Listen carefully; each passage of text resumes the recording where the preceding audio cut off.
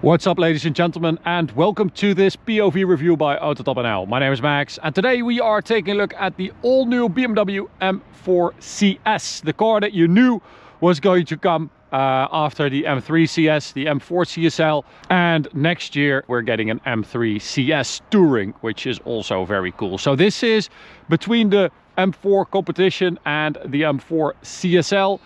So you have M4C, M4 CS, M4 CSL. That's basically how it works. This is a bit more hardcore than the M4 competition. It gets some bits and pieces from the CSL, but it's not as hardcore as that car. So today I'm going to show you around it. We'll take a look at the spec and then we'll take it for a drive towards the Autobahn for an Autobahn blast.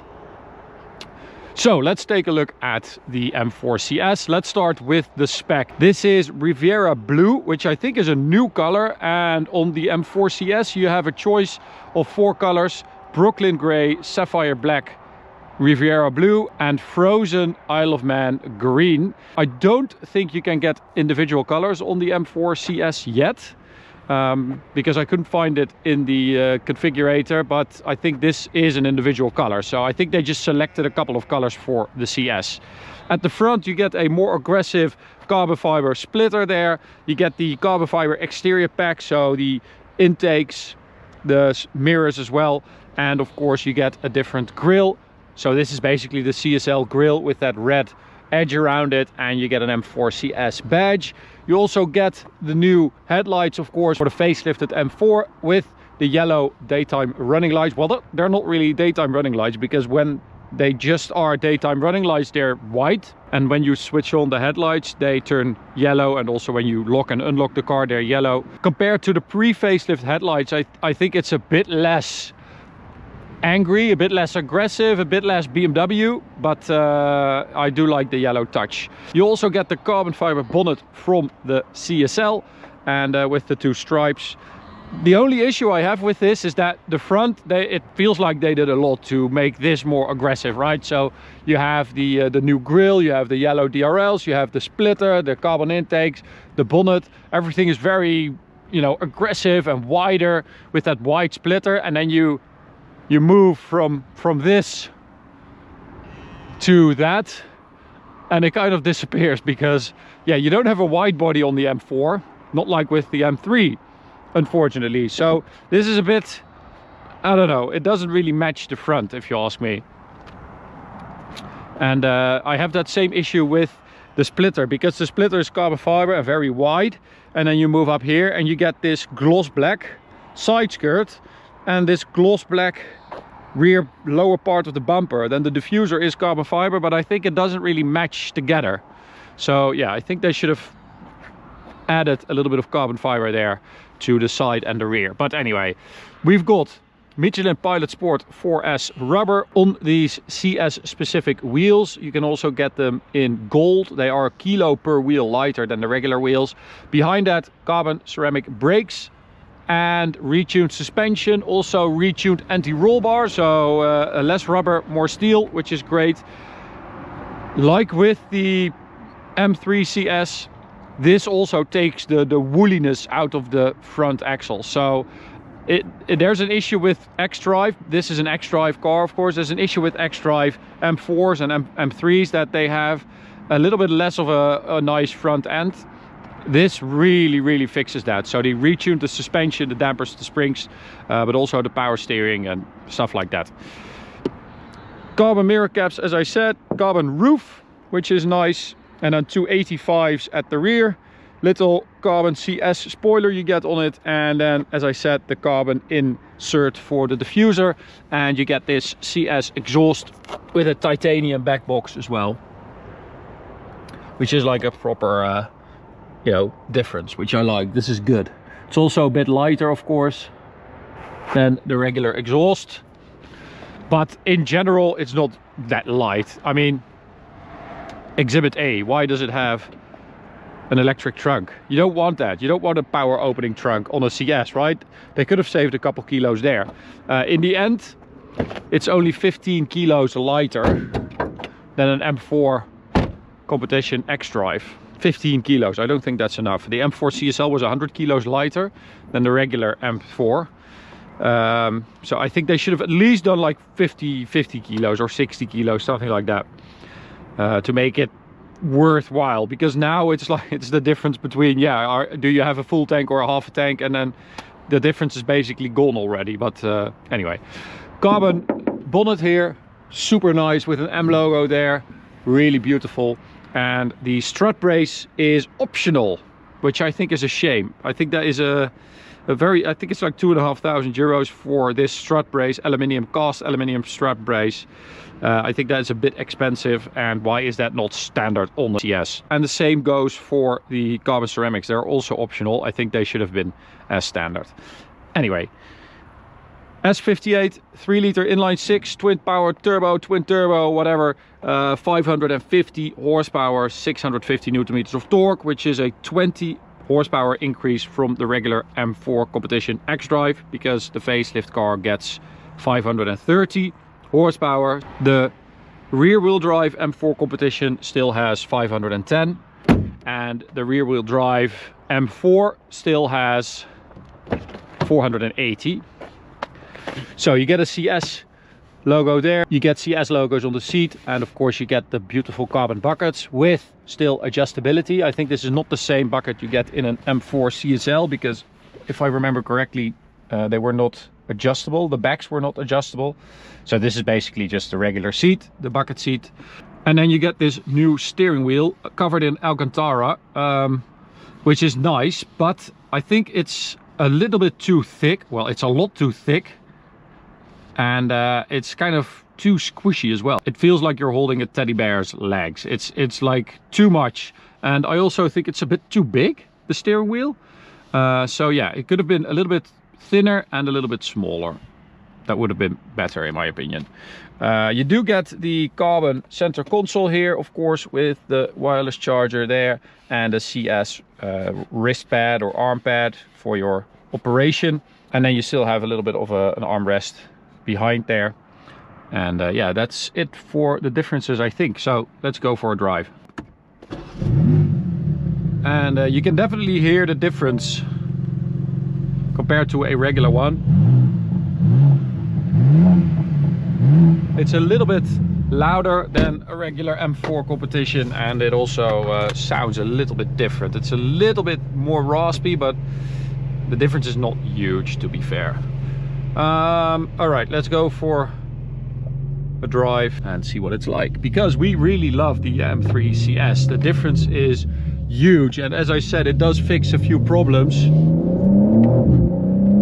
We feel the regular M3 with X-Drive has, mainly the sharpness of the front end, and there's just something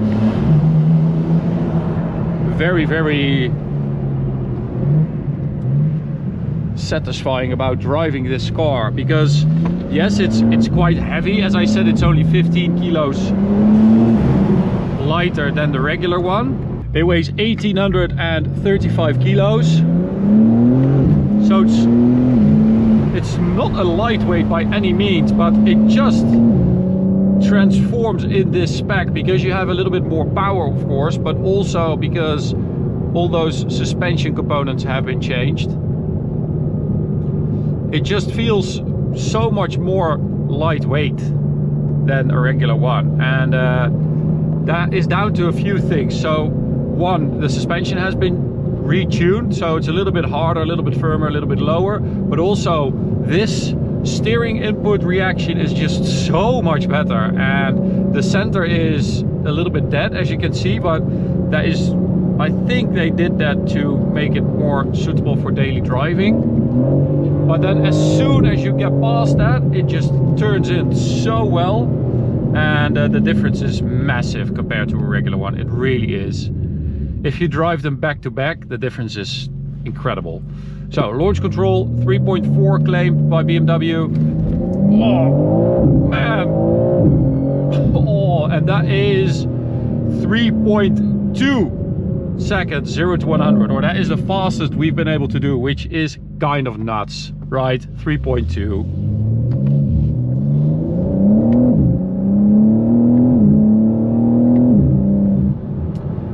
yeah, 3.2 is pretty insane, and I think that is the only benefit really of the X-Drive.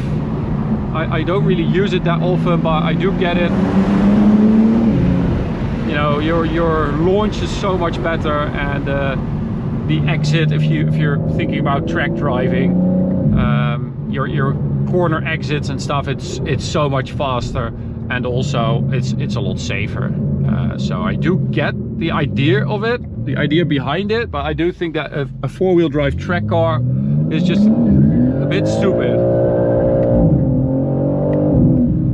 Because rear-wheel drive is just more fun, and it is so good in rear-wheel drive. It's so composed, and it's so easy to place, it's easy to correct. It's very good. This CS lineup that BMW has got going recently, M2 CS, M5 CS, M3 CS, M4 CS, very good. Sometimes I do feel like, why couldn't they have done that in the first place? But I do quite like the variety of it. Okay, so let's head towards the Autobahn and see what it's like over there. As I said, it's like a combo between track driving and daily driving. That is sort of the setup that they went for, I think, with this. So it should also still work really well on the Autobahn. Well, I already know that it does. It works really well on the Autobahn. Suspension is nice and firm. You could go for a softer setting than this. Tire pressure is nonsense. Something with modern cars and tire pressures, it just doesn't work very well, but let us change the suspension for the Autobahn. So let's go for comfort.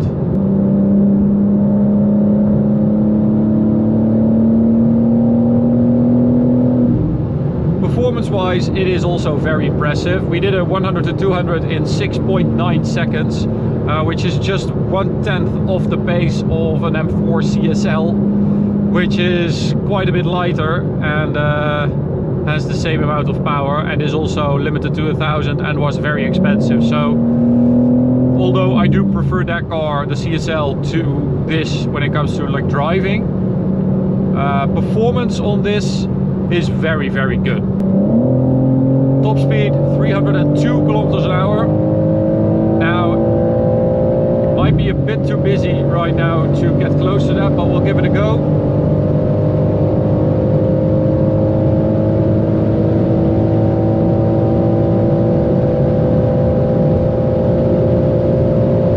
Might actually get close right now, which I was not really expecting. So that's at least 300. Have to brake. Carbon ceramics doing their job fabulously. Oh. If you do that 3 times with steel brakes, they're absolutely ripped to shreds. So carbon ceramics all the way, especially for stuff like this, but also for just spirited B-road driving or track driving. It's just the best. I love them. Anyway, so price-wise, this is also quite expensive. The difference between this and a regular M4 is quite big, but you do get a lot of stuff as standard on CS. So I don't really know what the exact premium is, because there's just one version and then you have a few options that you can still select. But to give you an idea, I think the regular M4 Competition X-Drive in the Netherlands starts at like 156, and this starts at 211. So it is hella expensive. But again, you do get a lot of stuff, and it is a much better car, really much better.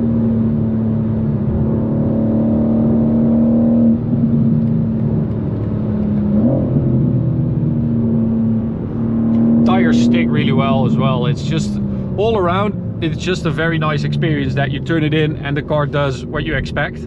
That's one, because with modern cars that's not always the case anymore. So the judgment of the power steering and stuff is very good. And then it's linked to a suspension and wheel setup that is also very good. So that's 2. And then